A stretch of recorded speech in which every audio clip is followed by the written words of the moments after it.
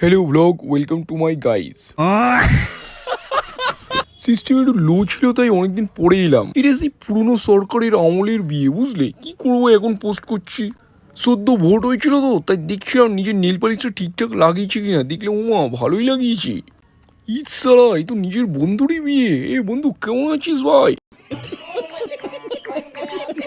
ওই বন্ধু, কি আর করবো, এই চরম সিদ্ধান্তটা নিয়েই নিলাম। আমি বললাম ঠিক আছে, ভালোই করেছিস, যে তো নিতেই হতো আজ না কাল।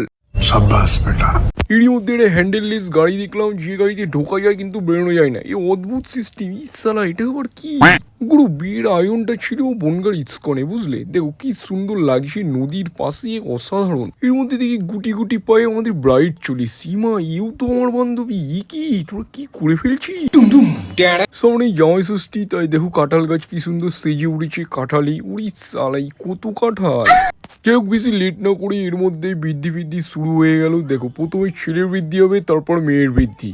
খাওয়া দাওয়ায় আমরা আবার লেট ফিট করি না তো, তাই তাড়াতাড়ি করে বসে উঠলাম প্রসাদ গ্রহণী। ও অসাধারণ টেস্ট। ওরা দিয়ে আমরা দেখতে পেলাম শাহরুখ খানকে, দেখো কি সুন্দর হেঁটে বেরিয়ে যাচ্ছে। ওয়াহ।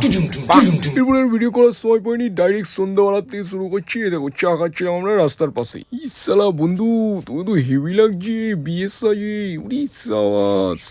দেখো দুজন পাশাপাশি দাঁড়িয়ে কি সুন্দর লাগছে। ওরা আবার লজ্জাও পাচ্ছে, ভাবা যায় এক যুগ ধরে প্রেম করেছে। কি সর্বনাশ। এগুলো আসন্ন দর্শকদেরকেও আমরা একটু ভিডিওতে নিয়ে নিলাম। সম্বর্ধনার ব্যবস্থা ছিল না, কিন্তু কি করবো বলো, এইটুকুনি আমাদের কাজ। তোমাদের বলা হয়নি, বন্ধুর বিয়ে হয়েছিল টিএমসির আমলে, আর বৌভাত হয়েছিল বিজেপির আমলে। অসাধারণ। আজকের মতো এইটুকুই গুরু, লাইক শেয়ার করে দিও।